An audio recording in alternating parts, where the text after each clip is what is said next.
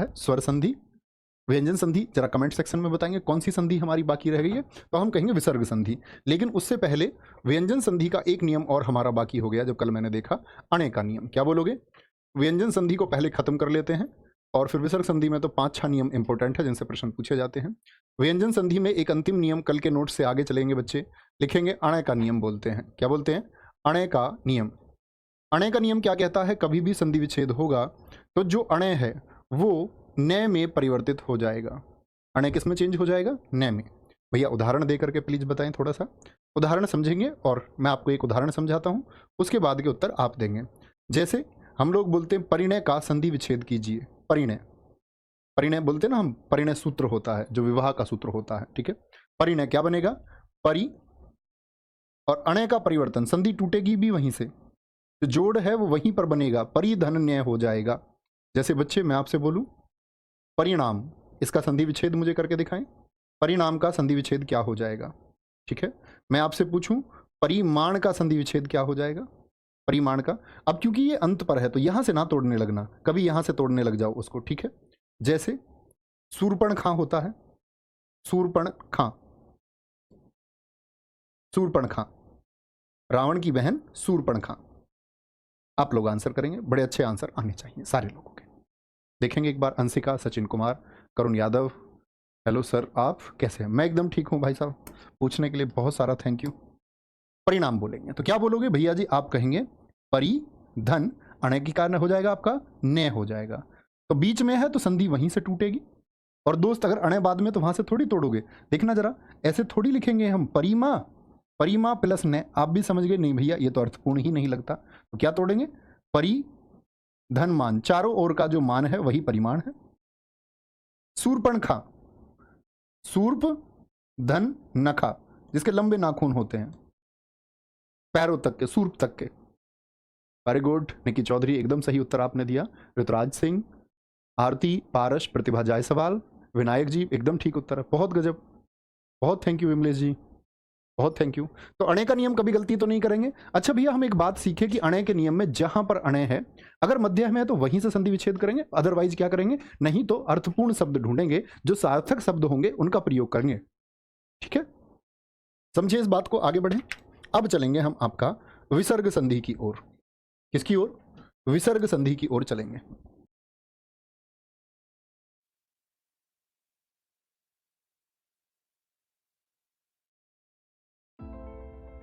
इतिहास गवाह है। तीसरी संधि कौन सी हमारी? विसर्ग संधि।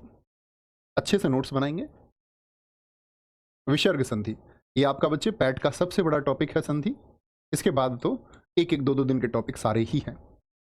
विसर्ग संधि, विसर्ग संधि में मैं क्या बोलूंगा, बहुत छोटे छोटे नियम बताऊंगा। इसमें नियम 1 पर चलेंगे बच्चे। विसर्ग कैसा होता है? नियम 1 समझने से पहले मैंने आपको कुछ बताया। मैंने स्वर कितने बताए थे आप लोगों को? ए आ ई दीर्घी ऊ दीर्घु री ए आए ओ औ, 11 तो ये बताए थे। एक मैंने बताया था अयोग वाह होते हैं 2। अनुस्वार का नियम किसमें आता है जरा बताएं भैया? व्यंजन में पढ़ चुके ना, संविधान, संसार जैसे शब्दों में। अगर मैं बात करूं, ये जो 2 बिंदु हैं ये किसके हैं? ये विसर्ग के बिंदु हैं। किसके बिंदु हैं? विसर्ग के बिंदु हैं। जब हम 2 सीख रहे होते हैं तो बड़ी कठिनाई हमको लगती है, लेकिन आज मैं आपसे पूछूं संविधान का संधि विच्छेद क्या होगा, क्योंकि सीख चुके तो बड़ी आसानी से बता पाएंगे, ठीक है। बहुत बढ़िया जी। देखेंगे नियम क्या है। पहला नियम है विसर्ग है कोई, क्या है? विसर्ग। मैं ऐसी 2 बिंदु बनाऊंगा तो क्या बोलोगे? विसर्ग है। विसर्ग के साथ में कोई घोष वर्ण आ जाए, घोष बोलो या सघोष, एक ही बात होती है, जिसमें ध्वनि निकलती है, घोषणा होती है। तो विसर्ग के साथ कभी भी घोष और अघोष आ जाए तो किसका? ओ का निर्माण होगा। क्या बोलोगे?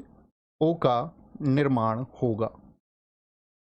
तो हम बच्चे पहले जोड़ना सीखेंगे, फिर तोड़ना आप अपने आप ही जान जाएंगे। जैसे भैया थोड़ा उदाहरण से समझाएं क्या हो सकता है। जैसे बड़ा एक प्रचलित उदाहरण होता है, बड़ा प्रचलित उदाहरण है बच्चे एक, मनहा, मनहा धन हर। इसको अगर हम जोड़े तो क्या होगा? विसर्ग है, मनहा लगा मिलेगा, परीक्षा में भी लगा मिलेगा। मनहा धन हर, जो मन को हरने वाला है। तो मैंने कहा घोष, कल मैंने आपको बताया 3 4 5 सारे के सारे स्वर, सभी स्वर और आपका सभी स्वर के साथ में बात करेंगे। ये रे ले वे, ये रे ले वे, कल मैंने आपको समझाया। और वो है ए पर यह नियम लागू नहीं होगा। आप कह रहे हैं भैया कि सभी स्वरों पर लागू होगा, लेकिन आप कह रहे हैं ए पर लागू नहीं होगा, तो फिर ए पर क्या होगा अभी जानेंगे। वेरी गुड, सारे बच्चों का आंसर आया कि भैया विसर्ग के बाद यदि घोष यानी है आया तो ओ का निर्माण करेगा जुड़ते टाइम मनोहर होगा, मनोहर। एक और जोड़ देखते हैं, एक और जोड़, मनहा धन विकार, मनहा धन विकार, जरा सोचे क्या होगा, मनहा धन विकार। तीसरा संधि विच्छेद आप करेंगे बच्चे, जैसे मैं बोल दूं आपसे यशोदा का संधि विच्छेद कीजिए। किसका? यशोदा का एक संधि विच्छेद कीजिए। बहुत अच्छे से करेंगे, ठीक है। जैसे मैं आपसे कहूं मनोयोग का एक संधि विच्छेद कीजिए, मनोयोग का, बड़े अच्छे से करना। मनोरमा का एक संधि विच्छेद कीजिए भाई साहब, मनोरमा का करेंगे। गलत नहीं होना चाहिए, गलती करें तो फिर सीखे भी, गौर दें क्या सिखाया गया है। तो भैया विसर्ग के बाद में वह है जो एक घोष है, तो ओ का निर्माण होगा, मनोविकार होगा। होगा कि भाई साहब नहीं होगा? बताएं जरा, तो बड़ी बात थोड़ी है। अब ओ बना है तो किससे बना होगा? आप कहेंगे भैया यहां पर पक्का एक विसर्ग रहा होगा, ता था दा द एक घोष वर्ण है, तीसरे नंबर पर आता है। मनोयोग, मनहा धन योग से बना हुआ होगा, मन का योग, वही तो मनोयोग है। जो मन को रम जाए तो क्या बोलोगे? मनहा धन रमा। कोई दिक्कत आएगी मित्र? क्या कोई परेशानी है? क्या बोलेंगे एक बार, एक बार कोई दिक्कत है किसी को? बोलेंगे। ये तो हम जान गए भैया कि ओ का निर्माण होगा। विसर्ग भी हम जान गए किस तरह से होगा, ये भी हमने जाना। लेकिन मैंने कहा ए पर यह नियम लागू नहीं होगा, तो यहीं पर दोस्त हम नियम दूसरा भी सीखते हैं, नियम नंबर 2। क्योंकि अगर ए अपवाद है तो भैया ए की स्थिति में क्या होगा वो साथ ही बताइए ना। तो बोले बच्चे, कभी भी विसर्ग है और ऐसी स्थिति यदि आए, आपको लगे विसर्ग के साथ ए है, तब क्या होगा? तब भी ओ का ही निर्माण होगा। तो भैया हमने ए को अलग क्यों रखा? बोलेंगे ए को अलग क्यों रखा? क्योंकि बच्चे ये लोप चिन्ह वाले शब्द जो हमारे हिंदी भाषा के लोग हैं उन्होंने इसको अलग से रखा। जैसे लोप चिन्ह वाले शब्द कैसे, अंतर कोई नहीं है, सेम ही बात है, अभी समझाता हूं थोड़ा, देखेंगे। जैसे मैं आपसे बोलूं पंचम धन अध्याय, क्या बोलोगे? पंचम धन अध्याय, पंचम धन अध्याय, क्या आया बाद में? ए आया, तो मैं इसको लिख सकता हूं, और कभी पेपर में आए पंचमोध्याय, लेकिन ये दरअसल में संस्कृत का शब्द है पंचमोध्याय, ये हिंदी भाषा का शब्द नहीं है। तो पंचमोध्याय जब हम लिखते हैं संस्कृत में मेरे दोस्त, उसका सही उच्चारण होता है पंचमो। यहां पर लोप चिन्ह आता है, क्या आता है? लोप चिन्ह आता है, ये संस्कृत का लोप चिन्ह है। और आप सब लोग जानते हैं हिंदी भाषा का निर्माण भी तो दोस्त संस्कृत से ही हुआ। संस्कृत आदिजन्नी है सभी भाषाओं की। आदिजन्नी का मतलब वो मदर ऑफ ऑल लैंग्वेजेस है, वो सभी भाषाओं की माँ है। समझे बात को? तो जहां पर जुड़ना है विसर्ग से ए, वहां क्या आएगा? एक भैया ओ का निर्माण तो हो जाएगा, लेकिन एक लोप चिन्ह भी आएगा। अगर मैं बिना लोप चिन्ह के लिख दूं भैया, ये तो कोई दिक्कत है नहीं, हिंदी भाषा में तो यह ही लिखा जाएगा। जैसे मैं आपसे बोल दूं एक स्थिति, मन है, हिंदी भाषा के अनुसार बनाना, अब संस्कृत के अनुसार नहीं। मैंने जो सिखाना था वो तुमको सिखा दिया कि लोप चिन्ह होता है, बताएंगे इसका क्या होगा। तो ये तो भैया वही बात हुई, ओ का निर्माण हो रहा है, बिल्कुल वही बात है, हिंदी भाषा मनोनुकूल। लेकिन कई बार दोस्त क्या होगा कि ये आपको अगर पेपर में कभी ऐसे लिखा हुआ मिले तो आप ताज्जुब नहीं मानेंगे। मैं सिर्फ इतनी बात आपको सिखाना चाहता हूं कि लोप चिन्ह के साथ यदि लिखा मिले तो क्या बोलेंगे हम? भैया उसको कभी भी गलत नहीं मानेंगे। बहुत सारा प्यार अनुज साक्य मेरे भाई, वेरी गुड। अरुण यादव जी बहुत सारा प्यार, बात समझे? कोई दिक्कत कोई परेशानी? सर जी आप मेरे कमेंट्स का रिप्लाई नहीं करते, बेटा किया मत करो कमेंट्स कभी प्लीज।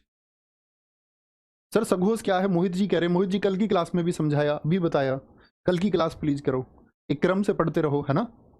क्रम से पढ़ोगे तो अच्छे बच्चे रहोगे। आगे चले जी, हर रोज लगातार क्लास करनी है, छुट्टी नहीं करनी है, एक तो, है ना? क्रम से पढ़ोगे तो अच्छे बच्चे रहोगे। आगे चले जी, हर रोज लगातार क्लास करनी है, छुट्टी नहीं करनी है एक तो, और एक पिछली क्लास करनी है तब अगली, बीच में से करोगे तो नहीं समझ में आएगा। अभी 3 दिन क्लास हुई है तो उसमें कुछ समझा है, क्रम है ना। अदरवाइज आपके कमेंट्स पढ़ने फिर छोड़ दिए जाएंगे, बेकार बच्चे नहीं बनना है। आएंगे जी, तीसरे नियम पर चलें। तीसरा नियम क्या कहता है? कहने की बात यह है, मैं तो इतनी बात भैया जाना, इतनी सी बात मैं जाना कि कहीं पर ओ आ रहा है तो उसको हटा के विसर्ग लगाना है। अभी तक के 2 नियमों में तीसरा नियम कहता है ई ऊ के साथ, ई ऊ के साथ विसर्ग हो। क्या हो? ई ऊ के साथ विसर्ग हो और प्लस में जोड़ हो जाए च छ श, तो श प्राप्त होगा। क्या प्राप्त होगा? शासलजम प्राप्त होगा। आसान भाषा एकदम। अब देखो ये सब पूरा है कि आधा है, सारे बच्चे बताएं। अगर मैं इसमें हलंत लगा रहा हूं तो इसका क्या मतलब है? तो आप आज की कक्षा में अगर बोलो भैया से में हलंत लगा रहे हैं, इसका क्या अर्थ है, आप फिर अच्छे बच्चे नहीं है। ठीक है, अच्छे बच्चे बनना है हमेशा, प्रतिभाशाली और मेधावी। कभी ये ना सोचिए अपने आप को कि आप कमजोर बच्चे, नहीं, आप मेहनत करेंगे तो आप बेहतरीन शानदार स्टूडेंट भी बनेंगे। ठीक है जूही जी, बहुत थैंक यू। ई ऊ के साथ में कैसे भैया, एक उदाहरण बताएं, देखते हैं जरा उदाहरण। हमेशा बच्चे, कोई भी व्यक्ति सीखता है तो अभ्यास से सीखता है। मैं क्या पेट से सीख के आया हूँ? बोले जरा। आप कहेंगे नहीं भैया, आपसे ज्यादा तो हम जानते हैं। बिल्कुल जानते हैं आप। निहि धन चय, नहीं जानते हैं तो मुझसे ज्यादा जान सकते हैं आप। देखो नी का वर्ण विच्छेद क्या बता रखा है मित्रा मैंने आपको? मैंने बोल रखा है न, और न में लघु ई है, लघु ई के साथ विसर्ग है और फिर च है। तो यही तो नियम बताया कि ई आए या ऊ आए, उसके साथ में विसर्ग हो और साथ में च छ से कोई भी आ जाए तो क्या होगा? जहां पर संधि जुड़ रही है वहां पर आधा सा सलजम प्राप्त होगा। तो क्या बोलेंगे भैया जी? निश्चय हो जाएगा। ये कहना चाहते हैं? हाँ जी। दूसरे की तरफ चलो। जैसे मैंने बोला निहि धन छल, क्या मिलेगा बताओ जरा? निहि धन छल। जैसे मैं आपसे बोल दूं दुहु धन शासन, तीनों को ही ले लेते हैं, दुहु धन शासन, क्या हो जाएगा? जैसे चौथा मैं लिख दूं आपसे, क्या बोल देते हैं इसको? कोई भी एक उदाहरण लिख सकते हैं हम लोग। जैसे निश्चिंत कैसे बना होगा, मैं ये पूछ लूं आपसे, निश्चिंत कैसे बना होगा? क्या बोलेंगे? तो ई ऊ के साथ कभी विसर्ग हो और साथ में च छ से हो तो आधा शासलजम प्राप्त होगा। निहि धन छल, तो ई के साथ छ क्या प्राप्त होगा? आप सारे बच्चों के आंसर देखना चाहूंगा। दूसरे का आंसर करें तो निश्चल होगा, और जिसके चारों सही आए वो थम्स अप करना। भैया बिल्कुल ठीक है विसर्ग के साथ में, तो क्या बोलेंगे? दुशासन होगा। दुशासन, एकदम से ठीक बात है। निश्चिंत कैसे बना होगा? तो आप समझे कि जोड़ होता है तो आधा सैसलजम, तो आधा सैसलजम कब आएगा? जोड़ से ही आएगा। और जोड़ किसका होना चाहिए? विसर्ग के बाद में च छ से होना चाहिए। हो गया ना, निहि धन चिंत से बना होगा। वेरी गुड तनु सिंह, नीतीश भारद्वाज, गुनगुन बौद्ध, श्रद्धा श्रीवास्तव, विमल कुशवाहा, प्रमोद मौर्य, बहुत शानदार। इसी तरह के फोकस की आवश्यकता है कि गलती ना हो। ये कैसा नियम हो गया? ये हो गया भैया जी हमारा कैसा नियम? तीसरा नियम। क्या था? आंखें बंद करिए एक बार। ई उहु उनके साथ कभी विसर्ग हो और विसर्ग के साथ में च छ से हो तो क्या प्राप्त होगा? आधा सा सलजम प्राप्त होगा। क्या प्राप्त होगा? च छ से हो तो क्या प्राप्त होगा? आधा सा प्राप्त होगा, आधा सा। ठीक है, चौथे नियम की तरफ चलेंगे। चौथा नियम क्या कहता है? चौथा नियम, आप कहेंगे भैया विसर्ग तो सबसे आसान है करनी, क्योंकि जब आधे आधे शय, अब मैं बोलूं जो रटने वाले बच्चे होते हैं वो ऐसे रट लेते, आधा शय संजय में संधि विच्छेद में हट जाएगा, टेंशन ही नहीं है कोई। लेकिन रटना मत, समझ लेना उसके पीछे एक नियम क्या छिपा हुआ है। क्या है जी चौथा नियम? चौथा नियम कहता है, क्या कहता है? ई ऊ के साथ विसर्ग हो, ई ऊ के साथ जैसे अभी रहा, साथ विसर्ग हो और साथ में आपका तय और शय आ जाए। क्या आ जाए? तय और शय। अब मुझे बता सकते हो रिजल्ट में क्या मिलेगा? भैया बाद वाला मिलता है तो च छ से, तो इसमें भी क्या मिलेगा? तय शय में आधा शय मिलेगा। क्या मिलेगा मित्र? आधा शा प्राप्त होगा, या मैं कह सकता हूं सय हलंत प्राप्त होगा। ऐसे थोड़ी लिखोगे कभी कि ये प्राप्त होगा, होता तो आधा से ऐसा ही है। ठीक है, देखेंगे, उदाहरण से समझेंगे। समझना, अगर उदाहरण की बात करें, एक ही उदाहरण काफी होगा। जैसे मैं आपसे बोलूं दुहु धन साहस, तो विसर्ग से पहले ऊ है कि नहीं है मित्र? है भैया जी। और उसके बाद में तय और शय में से कोई एक है? हाँ जी है। तो क्या निर्माण होगा? विसर्ग हट करके आधा शा प्राप्त होगा, तो दुस्साहस प्राप्त होगा। यानी मैं तो एक बात समझा, आधा सा सलजम और आधा से शपेरा कभी प्राप्त हो तो उसको हटा के हम विसर्ग लगा सकते हैं। हाँ जी भैया। जैसे दोस्त दूधन तर हो गया, सॉरी दूधन तर हो गया, तर क्या बनाएगा जरा बताएं। जैसे मैं आपको तीसरा उदाहरण दूं, निहिधन संतान मिलकर के क्या बनाएंगे? निहिधन संतान। विकल्प आएगा आपके सामने कि दुस्साहस का संधि विच्छेद क्या होगा? दुत धन साहस, दुप धन साहस, दुहु धन साहस, आधा सा सलजम हटा देंगे। तो क्या बोलोगे? दुस्तर का भैया जी दुष्तर, दूधन तर, क्योंकि बाद में शाह और तय है, कोई भी एक आए। निसंतान, तो इसमें भी शय आ गया, तो इसमें भी यही लगेगा, निसंतान होगा। क्या होगा मित्र? निसंतान होगा। कभी गलती ना करें। कोई दिक्कत, कोई परेशानी? बोलेंगे जी? मैं आपको पहले ही बता चुका बच्चे, सर जी समस्या का संधि विच्छेद क्या होगा? बच्चे मैं आपको पहले ही बता चुका, समस्या में कोई संधि विच्छेद नहीं है, हर शब्द का संधि विच्छेद हो ये जरूरी नहीं है। आपको शब्द लिखने की आवश्यकता ही नहीं होनी चाहिए। मैं आपका आंसर करूंगा और ये जितने भी आपके लगभग 2200 बच्चे देख रहे हैं, ये सारे के सारे एक एक शब्द लिख देंगे, क्योंकि मानव व्यवहार ऐसा ही है, हम एक दूसरे की कॉपी करना चाहते हैं। ठीक है, समझे इतने नियम? कोई दिक्कत, कोई परेशानी? कोई दिक्कत एक बार थम्स अप करके बताएं भैया, ध्यान से पढ़ेंगे तो कोई दिक्कत नहीं है। चा छा सा का एक नियम बताया, एक तय और शय का बताया, तय और शय का बताया। अब आते हैं इसकी तरफ, पांचवें नियम की तरफ। पांचवें नियम की तरफ, पांचवा नियम क्या कहता है? पांचवा नियम बिल्कुल इसी पर आधारित है, जो कहता है कि ई और ऊ, भैया विसर्ग में सभी ई ऊ के नियम है क्या? ज्यादातर ई ऊ के साथ, ई ऊ के साथ विसर्ग हो, विसर्ग हो और उसके साथ जो जोड़ होगा वो कै टे पै का हो, कै टे पै क्या हो? ई ऊ के साथ में कभी विसर्ग हो जोड़ से पहले, और जोड़ के बाद में कै टे पै हो, क्या हो? कै टा पा हो, या कभी शा भी हो, तो हम कहेंगे क्या मिलेगा हमको? आधा आधा शा मिलेगा, आधा शा। जैसे उदाहरण के माध्यम से मित्र समझेंगे बड़े ध्यान से। उदाहरण आप भी सोचा करो ऐसे, उसी से हमारी समझने की जो शक्ति है वो बहुत बढ़ती है। जैसे सोचे कि आधे सह वाले जो शब्द हैं वो कौन कौन से होंगे। जैसे एक शब्द हम देखते हैं, कोई भी एक शब्द जिसमें सह षटकोण आता हो, दुष्कर, जो कोई काम कठिन होता है, दुष्कर, तो कैसे बना होगा दुष्कर? दू धन कर से। देखें जरा, ई ऊ है, विसर्ग से पहले ऊ है, ऊ के साथ में विसर्ग है, और यदि कभी कै उसके साथ हो, क्योंकि नियम किसके दिए गए? जोड़ के, तो जोड़ के क्या प्राप्त होगा इनको? सा षटकोण प्राप्त होगा, षटकोण। जैसे मैं आपसे कहूं आवी धनकार से क्या प्राप्त होगा? क्या निर्माण होगा? जैसे मैं आपसे कहूं दुहु धन प्रेरण से क्या निर्माण होगा? अब की बार पे आ गया, दुहु धन प्रेरण से। निहि धन पाप से क्या प्राप्त होगा? निहि धन पाप से क्या प्राप्त होगा? चतु धन पाद, चार पैरों वाला, क्या प्राप्त मित्र होगा? सबसे एकदम से सही एक बच्चे ने लिख दिया है, निष्कपट। मृत्युंजय यादव जी, आपने बहुत अच्छा शब्द लिखा है। ठीक है, तो आविष्कार का क्या होगा?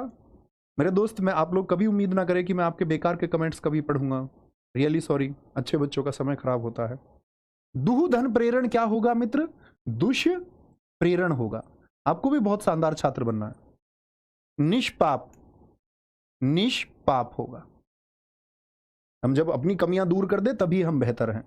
अभी आप लोगों को अपना नाम बुलवाने की जल्दी है, तो ये आपकी एक कमी है। एक दिन आपको अपना नाम अपने माता पिताजी की नजरों में करना है, उस नाम पर फोकस करिए, दुनिया के चक्कर मत पड़िए। अपने परिवार के सामने आप एक दिन सम्मान के साथ अपना शीश उठा पाए और आप ये बोलें कि आपकी आगे आने वाली अवस्था में मैं सहायक रहूंगा, मैं इतना बेहतरीन काम कर रहा हूं। या आप उनसे कहें कल कि जो मैंने सोचा था वह मैंने कर दिखाया, वो एक नाम लेने वाली बात होगी। तब उनको जो भाव पहुंचेगा, ये नाम है। दुनिया के चक्कर मत पड़ो कि मैं आपका नाम लूं, कोई और आपका नाम ले। दुनियादारी में कुछ नहीं रखा भाई। Focus on your self. खुद पर बहुत सारा फोकस करें, क्योंकि जो समय बीत गया वो लौट के ना आएगा। ये बात याद रखो। हर एक दिन एक बेहतरीन इंसान बनते हुए मैं लोगों से हमेशा कहता हूं, अपने सारे भाइयों बहनों से कहता हूं, आपको हर दिन बहुत बेहतर बनना है। ठीक है, कोई दिक्कत? निष्ठुर का संधि विच्छेद क्या हो जाएगा? देखो, ये उन्हीं बच्चों में से एक है। बच्चे बता चुका, शैठे का नियम शैठे होगा, निधन स्थिर हो जाएगा। सोनी यादव जी, बच्चे बहुत थैंक यू। कोई दिक्कत? आते हैं छठवां नियम। क्या बोलोगे? छठे नियम की तरफ आएंगे। ये ठीक है ना, मैंने आधे आधे बोर्ड पर लिख लिया। बहुत सारे बच्चे कहते हैं जी मैंने पिछला वाला नोट नहीं किया। अब उनकी समस्या ही खत्म हो गई। ये छठवां नियम कहता है ई ऊ के साथ में, ई ऊ के साथ क्या होगा? विसर्ग हो और प्लस में आपका ई ऊ के साथ में विसर्ग हो और प्लस में रह हो, तो निर्माण किसका होगा? निर्माण होगा या तो दीर्घ ई या दीर्घ ऊ का निर्माण होगा। ये बात थोड़ी समझ में नहीं आई, अभी देखेंगे। का निर्माण होगा, उदाहरण से समझेंगे। कैसे?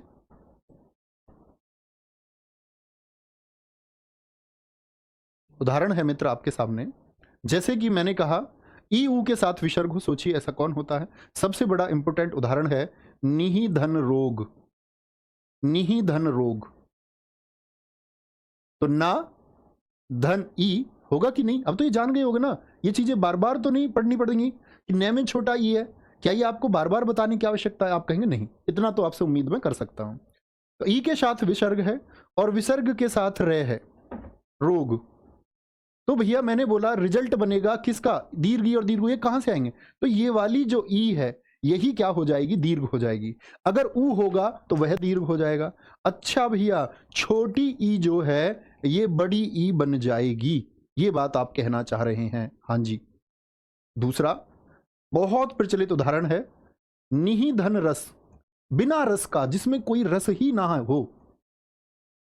जैसे जिस बच्चे को ये नहीं पता उसको जीवन में क्या करना है, उसको खुशी किस प्रकार मिलेगी, उसका जीवन क्या है? निरस है, बिना रस का है। तो क्या बोलोगे? इसका मतलब भैया लघु ई हो जाएगी, दीर्घ ई, नीरस हो गया। जैसे बहुत दूर के लिए बोलते हैं दुहु धन राज, दूर दराज की वस्तु, जैसे दूराज होता है वो। क्या बोलोगे?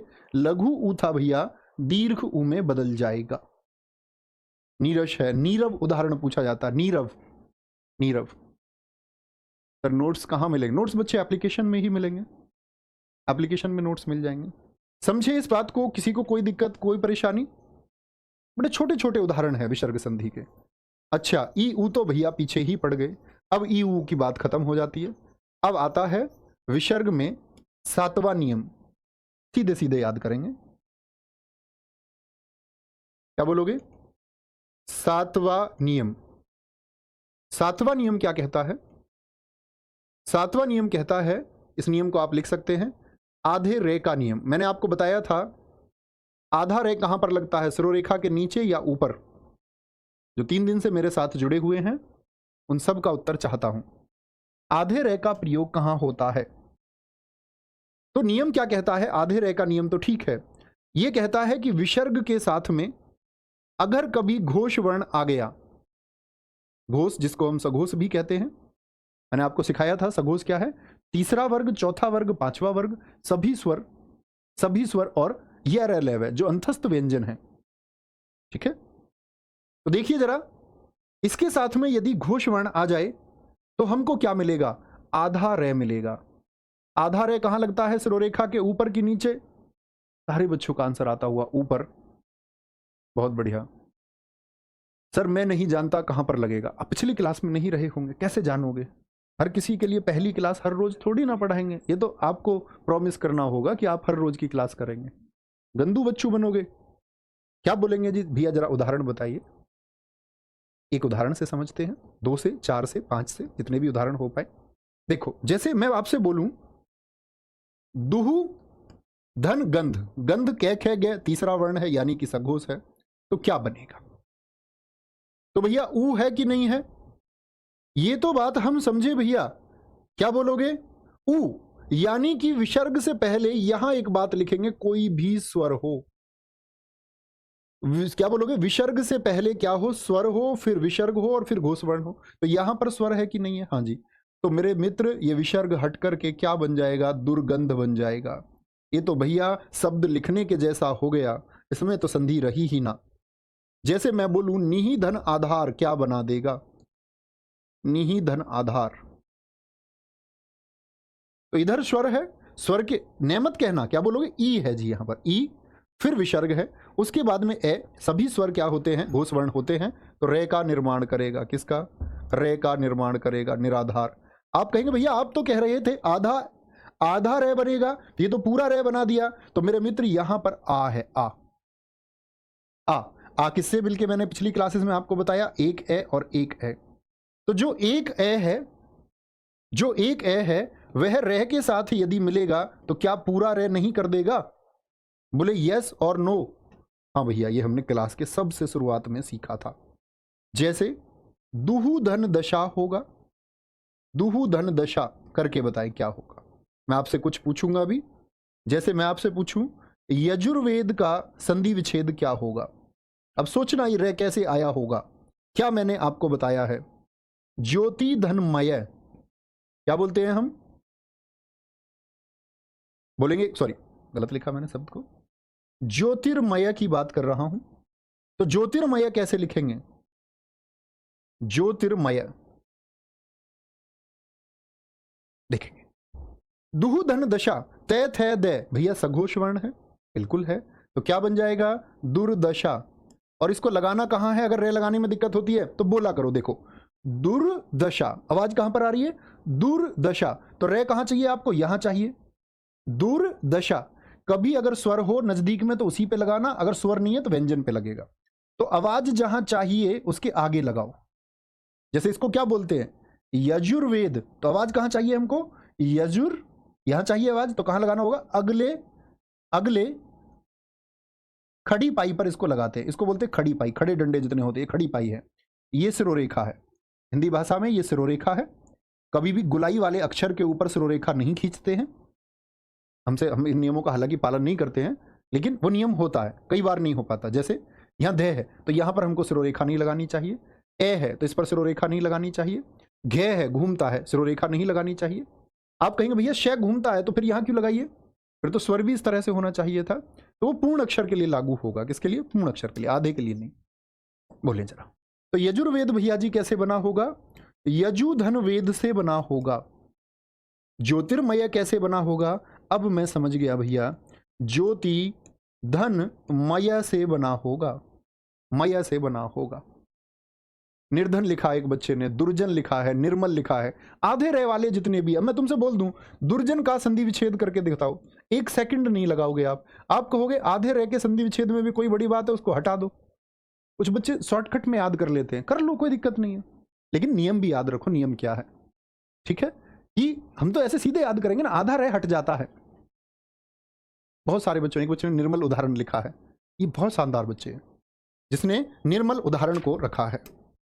कोई दिक्कत? समझ पा रहे हो ना दोस्त? कोई दिक्कत तो नहीं? इक्का दुक्का बच्चा हो सकता है जिसको दिक्कत हो, सीबीएसई बोर्ड वाले बच्चों के लिए नई चीज हो सकती है। मेरे मित्र आपको सीखना है, ठीक है, कोई दिक्कत नहीं है। अब देखते हैं कैसे। अब आता है 8वां नियम। 8वां नियम क्या कहता है? 8वां नियम कहता है कि विसर्ग हटेगा ही नहीं। कब कब नहीं हटेगा विसर्ग? पहली शर्त देखें, क्या बोलोगे? विसर्ग जो है, विसर्ग शर्त एक कहती है कि विसर्ग के बाद, मैंने ईयू तो बता दिया आपको, लिखना है, लिख ही लेते हैं। विसर्ग के बाद ई ऊ को छोड़कर, किसको? सिर्फ ई ऊ को छोड़ देना है। विसर्ग के बाद ई ऊ को छोड़कर अगर का, खा, पा, फे, कैक है, पैफ है, आई, तो विसर्ग हटेगा ही नहीं। जैसे उदाहरण दिखाता हूं मैं आप लोगों को कुछ। जोड़ के नियम, संधि के नियम है। क्या बोलते हैं? अंतः धन करण, कभी लिखा हुआ मिला है, अंतः धन करण। तो विसर्ग के बाद बच्चे क्या है? का खा पा फा, का खा पा फा, तो कभी चेंज नहीं होगा, विसर्ग हटेगा ही नहीं, अंतः धन करण हो जाएगा, अंतःकरण। पया धन पान, पया धन पान क्या होगा? पया धन पान। सायह धन काल, शाय धन काल क्या होगा? विसर्ग हटेगा कि नहीं हटेगा? बोलेंगे भैया जी कभी नहीं हटेगा, पया पान लिखेंगे। क्या लिखोगे? पया पान, बस प्लस का साइन हटा देना है। शाय काल क्या हो जाएगा? शाय काल हो जाएगा। तो कभी भी क्या बोला? का खा पा फा आए तो विसर्ग हटाना ही नहीं है, विसर्ग हटाना ही नहीं है। तो भैया ई आएगा तो इसका नियम अलग होता है, लागू होगा।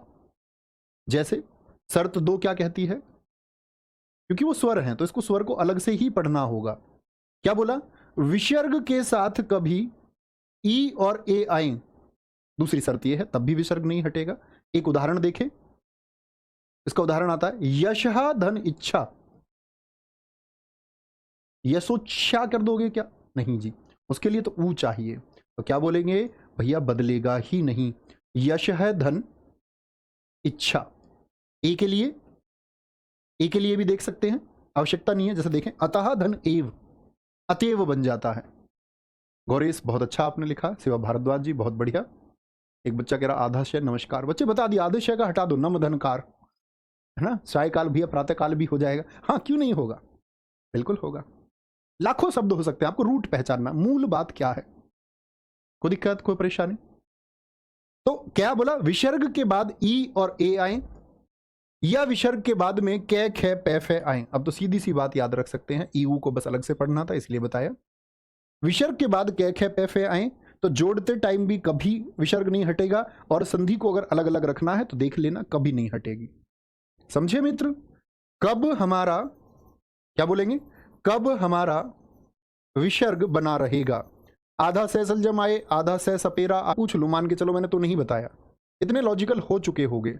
उम्मीद करूंगा आयुष्मान का संधि विच्छेद बताओ क्या होगा। तो मैंने आधा शय बताया, आधा सा सलजम बताया, तो आधा सह षटकोण भी वही होगा, ये खत्म होता है, ये खत्म होता है, तो ये भी खत्म होगा। क्या होगा?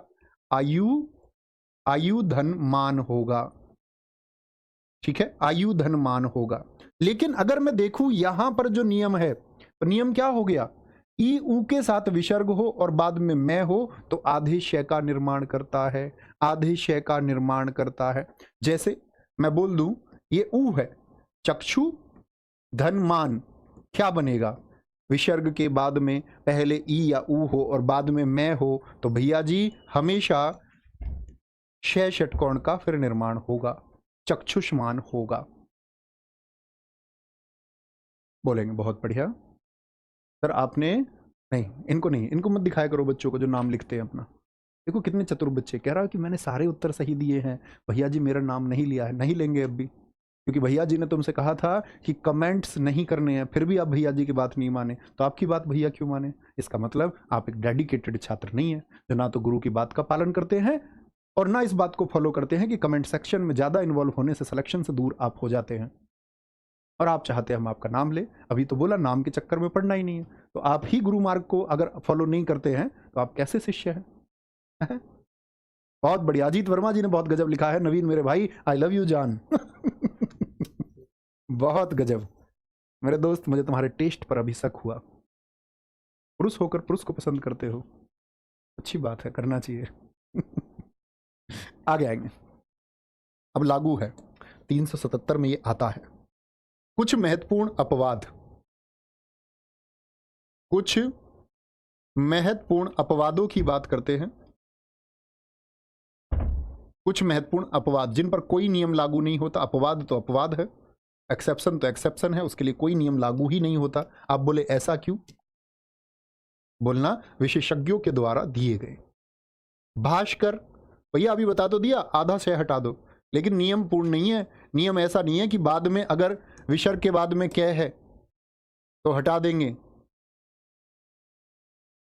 ठीक है, फिर तो सह षटकोण बताया था, फिर तो यहां पर सह षटकोण बनना चाहिए। जैसे याद है मैंने बोला आपसे, जैसे एक शब्द है दुष्कर्म, तो ये कैसे बनेगा?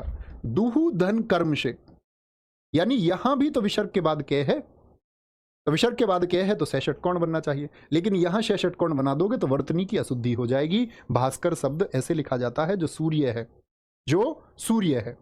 वाचस्पति बोलेंगे, अब आराम से बता सकते हो, वाच धनपति होगा। इसका सबसे इंपॉर्टेंट जो परीक्षाओं में पूछा जाता है, पुरस्कार, बोले जरा क्या होगा? अरे भैया ये तो थोड़ी सी बात हो गई, क्या हो जाएगा? पुरस्कार, पुरहा धनकार हो जाएगा, पुरहा धनकार हो जाएगा। ठीक है, जैसे परस्पर का होता है, परहा धन पर हो जाएगा, परहा धन पर हो जाएगा। ठीक है, बृहस्पति की बात करें, क्या हो जाएगा? वरहा धनपति हो जाएगा। कोई दिक्कत, कोई परेशानी? बोलेंगे जी। प्रतीक पाटिल, वेरी गुड बहुत थैंक यू। इंदिरा देव कह रहे हैं सर आज समझ में आ गया संधि। अच्छा, अब समझ में आ गया संधि, वेरी गुड। ठीक है, कोई दिक्कत, कोई परेशानी? यहां पर हमारी संधि खत्म होती है मित्र। सारे बच्चों से प्रार्थना करूंगा, विनती करूंगा कि एक बार बैठ के इकट्ठा पढ़ लेना सारा। कल फिर हम अगले अध्याय की तरफ चलेंगे। अगले अध्याय का नाम होगा लिंग। यह शायद मैंने आपको टेबल बताई है कि उसके